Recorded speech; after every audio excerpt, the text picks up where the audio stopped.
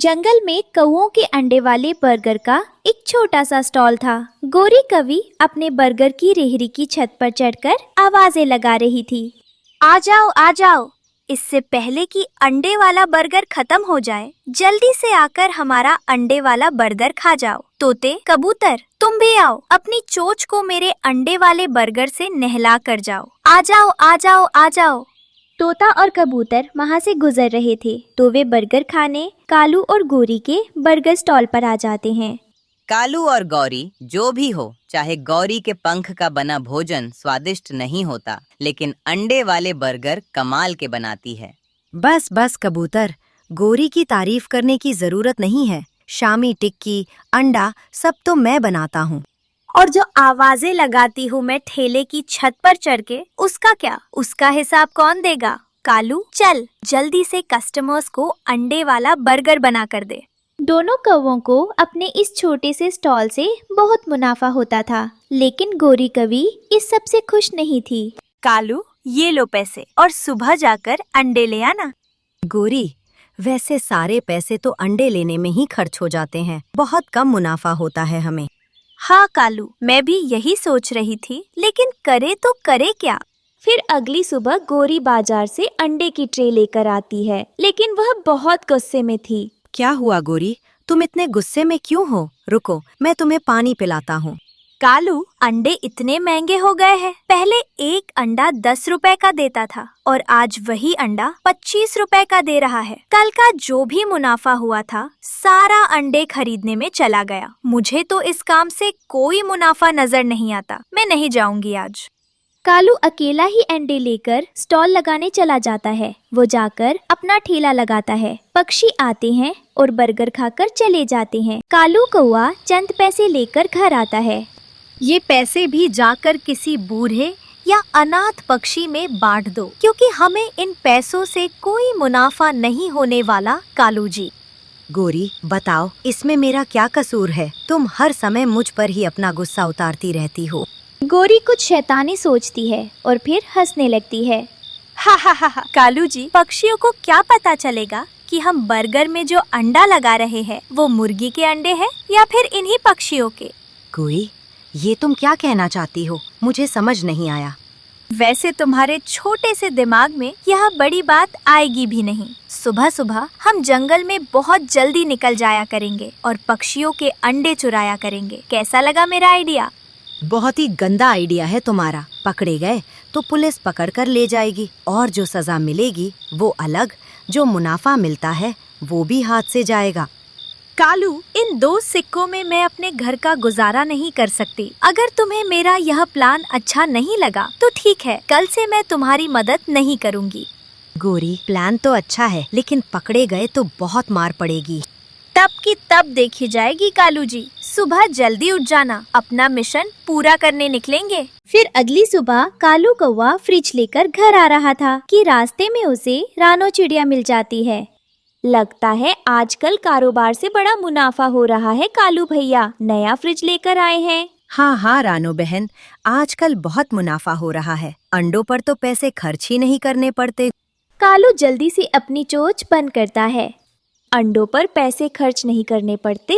क्या मतलब कालू भैया, आप क्या कहना चाहते हैं? अरे कुछ नहीं। अच्छा, मैं चलता हूँ। गोरी इंतजार कर रही होगी। अगर मैं देर से जाऊँ तो वो मुझे बहुत बातें सुनाती है।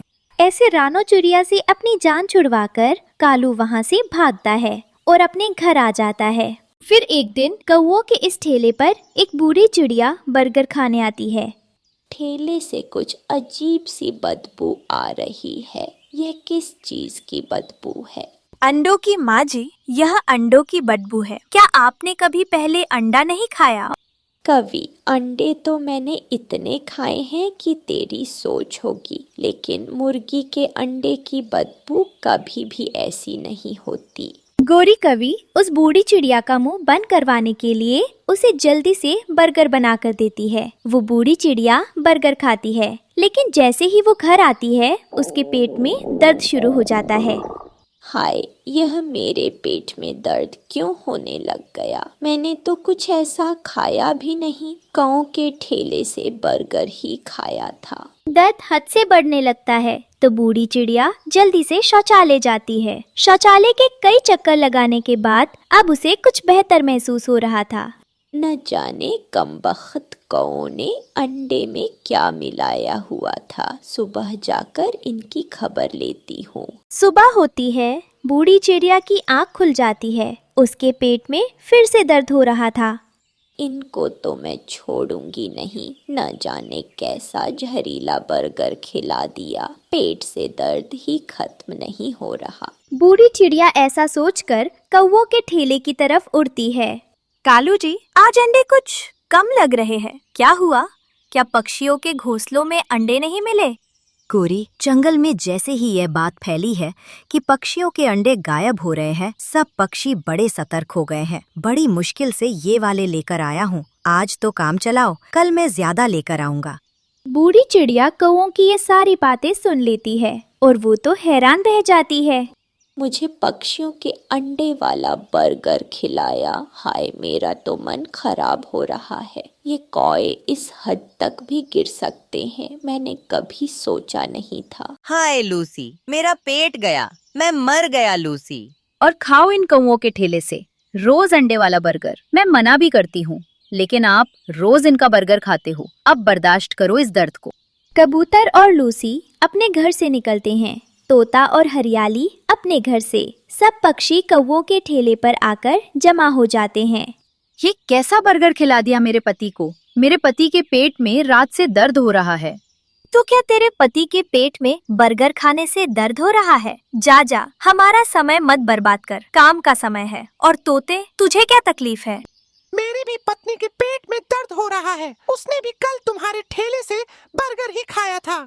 अभी सब पक्षी ऐसे ही शिकायत कर रहे थे कि बूढ़ी चिड़िया पुलिस को लेकर आ जाती है। पुलिस अपने स्कैनर से अंडों को स्कैन करती है।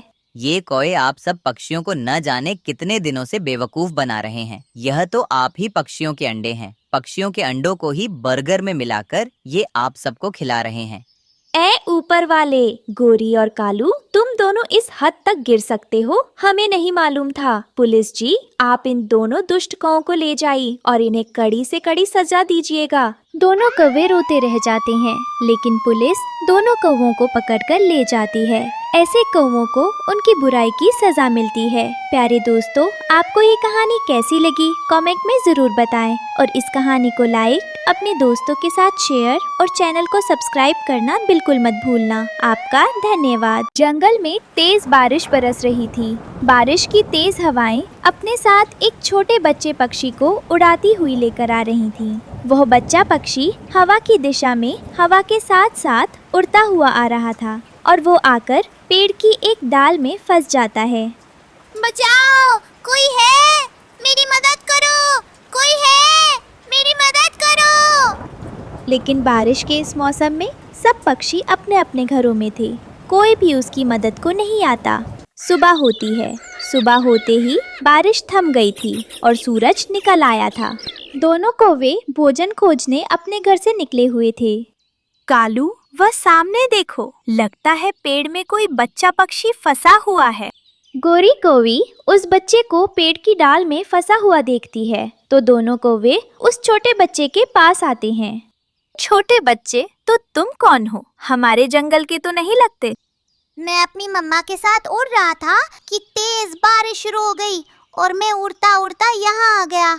मुझे नहीं पता मैं कहाँ हूँ। चलो गोरी, क्यों अपना समय बर्बाद कर रही हो? चलकर भोजन खोजते हैं। प्लीज, आप दोनों मेरी मदद कर दीजिए। मेरी मम्मा को खोज दीजिए। तुझे क्या, मैं कोई आया लगती हूँ कि मैं तेरी देखभाल करूँगी जब तक तेरी माँ नहीं मिल जाती? हमें बहुत से काम है, जाकर खुद अपनी माँ को ढूंढ ले। अब तो बारिश नहीं हो रही। ऐसा कहकर दोनों दुष्ट कौवे वहाँ से चले जाते हैं और वो बच्चा पेड़ की एक डाल पर बैठकर रोने लग जाता है कि वहाँ से मम्मा चिड़िया गुजरती है। उस बच्चे को रोता हुआ देखकर रानो चिड़िया उस बच्चे पक्षी के पास आती है। छोटे बच्चे, आप कौन हैं और ऐसे रो क्यों रहे हैं? क्या मैं आपकी कोई मदद कर सकती हूँ? आंटी, मैं अपनी मम्मा के साथ उड़ रहा था कि तेज बारिश शुरू हो गई। अब मैं कहाँ हूँ मुझे नहीं पता। वो बच्चा पक्षी वही बात दोहराता है जो उसने कौवों को कही थी। आप बिल्कुल चिंता मत करो, मैं आपकी मम्मा को खोजने में आपकी मदद करूंगी, लेकिन अभी आप मेरे साथ मेरे घर चलो। फिर मम्मा चिड़िया उस बच्चे पक्षी को अपनी पीठ पर बिठाती है क्योंकि उसके पंख जख्मी हुए थे और उसको घर ले आती है। मम्मा मम्मा, ये कौन है आपके साथ? बेटी गुड़िया, यह छोटा पक्षी मुझे जंगल में मिला। यह अपनी माँ से बिछड़ गया है, इसके पंख जख्मी हैं। मैंने सोचा इसे घर ले आती हूँ। जी मम्मा, आपने बहुत अच्छा किया। छोटे बच्चे, तुम बिल्कुल परेशान मत हो। मैं और मेरी मम्मा मिलकर तुम्हारी मम्मा को खोजेंगे। आप दोनों तो बहुत अच्छे हैं। मेरा नाम कोको है। कोको, मुझे तुमसे मिलकर बहुत खुशी हुई और मेरा नाम गुड़िया है। फिर मम्मा चिड़िया कोको और गुड़िया को भोजन लाकर देती हैं। अच्छा, अब आप दोनों घर पर ही रहें। मैं नदी से पानी लेकर आती हूँ और कुछ दाना भी खोज लाती हूँ। ऐसा कहकर मम्मा चिड़िया घर से निकल जाती है। मम्मा चिड़िया जंगल में उड़ती हुई जा रही थी कि उन्हें झाड़ियों के पास से किसी चीज के चमकने की रोशनी दिखाई देती है। जब रानो चिड़िया उन झाड़ियों के पास जाती है तो वहाँ चमकता हुआ एक मोती पड़ा था। यह मोती तो बहुत ही महंगा लगता है, इसे घर ले जाती हूँ। फिर चिड़िया उस मोती को उठाती है और घर ले आती है। आंटी, ये मोती कितना चमक रहा है। आपको ये मोती कहाँ से मिला? बेटा कोको, मैं उड़ती हुई जा रही थी कि मुझे झाड़ियों के पास से यह मोती मिला। मम्मा, जरूर ये कोई कीमती मोती है, क्योंकि आम मोती तो इस तरह नहीं चमकते। हाँ गुड़िया बेटी, मुझे भी यह कीमती ही लगता है। सुबह जाकर सुनार को दिखाऊंगी, शायद हमें इसके कुछ पैसे मिल जाएं। अगली सुबह रानो चिड़िया ऐसा ही करती है। वो उस मोती को लेकर घर से निकलती है कि रास्ते में उसे गोरी और कालू मिल जाते हैं। मोटी चिड़िया, कहाँ लेकर जा रही है ये चमकता हुआ मोती? गौरी, यह मोती मुझे जंगल में मिला था और अब मैं सुनार के पास जा रही हूँ कि शायद मुझे इसके कुछ पैसे मिल जाएं। ऐसा कहकर रानो चिड़िया अपना मोती उठाती है और वहाँ से आ जाती है। कालू, वह बेशकीमती मोती इस मोटी चिड़िया के पास नहीं बल्कि हमारे पास होना चाहिए। कुछ भी करो, मुझे वो मोती ला कर दो।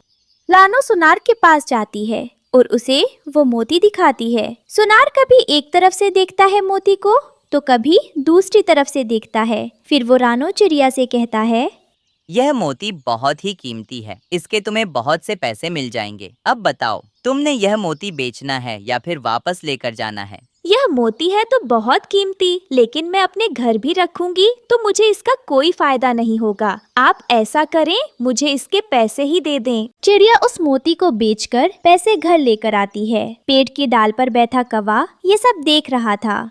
इस चिड़िया के पास अब वो मोती नहीं है, इसका मतलब है यह बेच कर आ गई है। रात होते ही मैं इसके पैसे चुरा लूंगा। रात हो जाती है। कालू कौवा रानो चिड़िया के घर में घुसता है और उसके कमरे में जाकर उसकी अलमारी से मोती के वो पैसे चोरी करके भाग आता है। सुबह होती है। मम्मा चिड़िया तो अपना सिर पकड़कर बैठी थी। यह क्या हो गया? इस मोती के मुझे बहुत से पैसे मिले थे। मैंने सोचा था अपनी बेटी के लिए न्यू बैग लूंगी, बुक्स लूंगी, घर का सामान लूंगी। कौन दुष्ट चुरा कर ले गया मेरे पैसे? जंगल के सब पक्षी भी जमा हो गए थे। ये तो मुझे किसी चोर का काम लगता है। हमारे जंगल में तो कोई चोर नहीं है, बाहर से कोई चोर आया होगा। कालू, ये क्या बातें कर रहे हो तुम? हमारे जंगल में चोरी हुई है, इसका मतलब यही है कि जंगल के किसी पक्षी ने ही चोरी की है। मैं तो कहती हूँ मामले को रफा दफा करो। मैं पुलिस को बुलाऊंगी, ऐसे ही मामला रफा दफा नहीं करूंगी। रानो बहन, आप पुलिस को क्या बताएंगी कि आपको वो बेशकीमती मोती जंगल से मिला था? पुलिस तो आपको ही चोर समझेगी। ऐसा कहकर दोनों कौवे वहाँ से चले जाते हैं। जिस तरह यह गोरी और कालू बोल रहे थे, मुझे तो यह दोनों ही चोर लगते हैं। दरवाजे के पास खड़ा कोको ये सब कुछ देख रहा था। कुछ दिन ऐसे ही गुजर जाते हैं। रानो चिड़िया जंगल में भोजन खोजने निकलती तो उसे भोजन बहुत जल्दी मिल जाता था।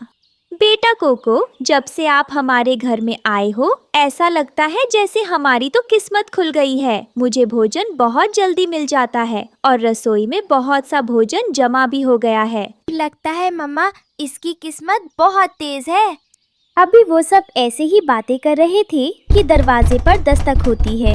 रानो चिड़िया जाकर दरवाजा खोलती है तो बाहर एक चिड़िया खड़ी थी। आप कौन है बहन जी? आप रानो बहन है ना? मैंने जंगल के पक्षियों से पूछा कि आपके घर ही मेरा बेटा है। आपने मेरे बेटे को पनाह दी। फिर रानो उस चिड़िया को अपने घर के अंदर ले आती है। मैं तो आपसे एक ही बात कहना चाहूंगी बहन जी कि आपके बेटे की किस्मत बहुत तेज है। जब से आपका बेटा हमारे घर आया है हमें तो भोजन की तंगी नहीं हुई। मुझे जानकर खुशी हुई कि उसने आपको तंग नहीं किया। आपका बहुत बहुत धन्यवाद जो आपने इसका इतने दिन ख्याल रखा। अच्छा, अब मैं चलती हूँ। फिर वो चिड़िया अपने बेटे कोको को लेकर वहाँ से चली जाती है। जंगल में जाकर वो एक जगह रुकते हैं। तेज रोशनी चमकती है और कोको और वो चिड़िया परी में बदल जाते हैं। बेटी, तुम तब से उस चिड़िया के घर में रह रही थी। मैंने तुम्हें कहाँ कहाँ नहीं ढूंढा बेटी। मम्मा, मैं अब वापस नहीं जाऊंगी इस जंगल में, लेकिन बस एक काम बाकी है। मैं अभी वो काम करके आती हूँ। फिर वो परी कौवों के घर जाती है और उन्हें जोर जोर से मारने लगती है। परी जी, तुम हमें क्यों मार रही हो? हमने क्या किया है?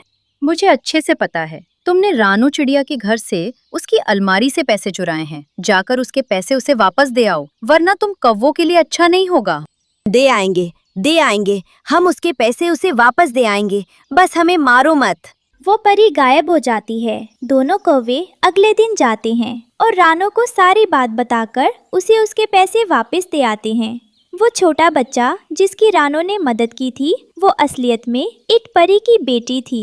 प्यारे दोस्तों, आपको ये कहानी कैसी लगी कमेंट में ज़रूर बताएं और इस कहानी को लाइक, अपने दोस्तों के साथ शेयर और चैनल को सब्सक्राइब करना बिल्कुल मत भूलना। आपका धन्यवाद।